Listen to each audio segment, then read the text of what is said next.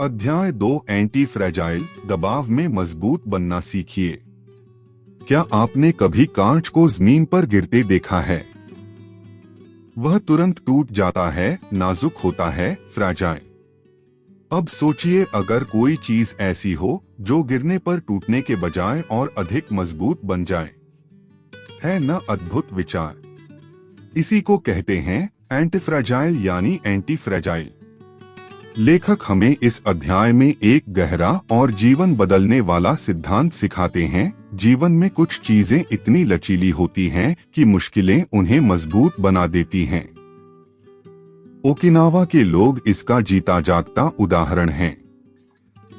यह अध्याय शुरू होता है एक प्रसिद्ध लेखक नसीम तालिब के विचार से, जिन्होंने एंटी फ्रैजाइल शब्द को दुनिया के सामने रखा। वे बताते हैं, फ्रैजाइल चीजें टूटती हैं, रोबस्ट चीजें स्थिर रहती हैं, लेकिन एंटीफ्रैजाइल चीजें कठिनाई से मजबूत बनती हैं। यही सिद्धांत जीवन पर भी लागू होता है। जब हम छोटी छोटी असफलताओं से डरते हैं, तो हम अपने आप को मौका नहीं देते सीखने का, बढ़ने का। ओकिनावा के बुजुर्गों से बातचीत में लेखक ने पाया कि उन्होंने जीवन में कभी भी आराम को लक्ष्य नहीं बनाया। उनके लिए हर चुनौती एक अवसर थी, खुद को जानने, समझने और बेहतर बनाने का। अब सवाल उठता है, हम कैसे एंटी फ्रैजाइल बन सकते हैं? पहला रास्ता है छोटे तनावों को स्वीकारना। ओकिनावा के लोग हर दिन थोड़ा थोड़ा तनाव झेलते हैं। खेतों में काम करना, मछली पकड़ना, बुनाई करना, ये सभी कार्य उनके शरीर और मन को छोटी चुनौतियां देते हैं, जिससे वे समय के साथ अधिक मजबूत हो जाते हैं। दूसरा तरीका है अनुशासन और निरंतरता।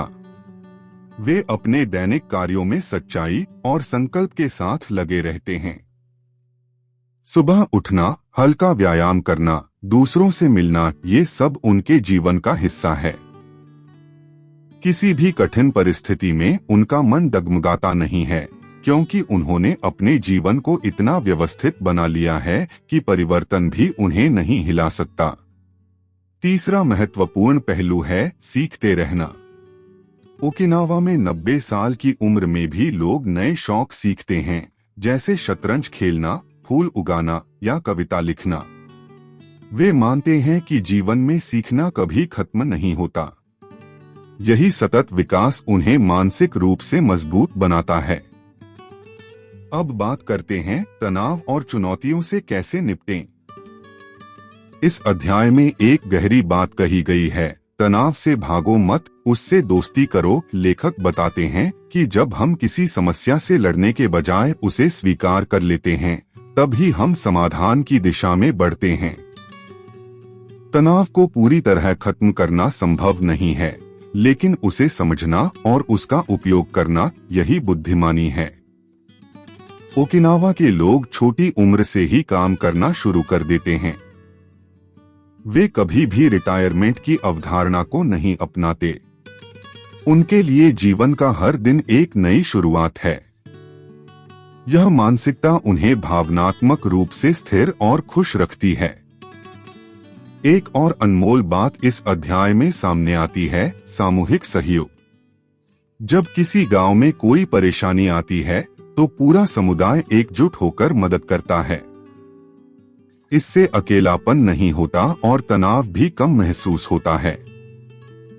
अध्याय के अंत में लेखक एक प्रेरणादायक उदाहरण देते हैं, एक 102 वर्षीय महिला का, जो अब भी हर सुबह उठकर अपने बगीचे में काम करती है, हंसते हुए बच्चों को कहानियां सुनाती है और जीवन से प्यार करती है। वह कहती है, मैं जिंदा हूँ क्योंकि मैं उपयोगी हूँ। यही है एंटी फ्रैजाइल सोच। तो इस अध्याय का सार यही है, जीवन में संघर्ष आएंगे, लेकिन हमें उनसे भागना नहीं, उन्हें गले लगाना है। हर छोटी चुनौती आपको तैयार कर रही है किसी बड़े मकसद के लिए। आराम नहीं, उद्देश्य को जीवन का केंद्र बनाइए। मानसिक और शारीरिक रूप से खुद को रोज थोड़ा मजबूत बनाइए। समुदाय के साथ जुड़िए और एक दूसरे की ताकत बनिए। एंटी फ्रेजाइल बनिए, क्योंकि जिंदगी हमेशा आसान नहीं होगी, लेकिन अगर आप लचीले हैं तो आप न केवल इन चुनौतियों को पार करेंगे बल्कि उनके कारण और अधिक मजबूत भी बनेंगे।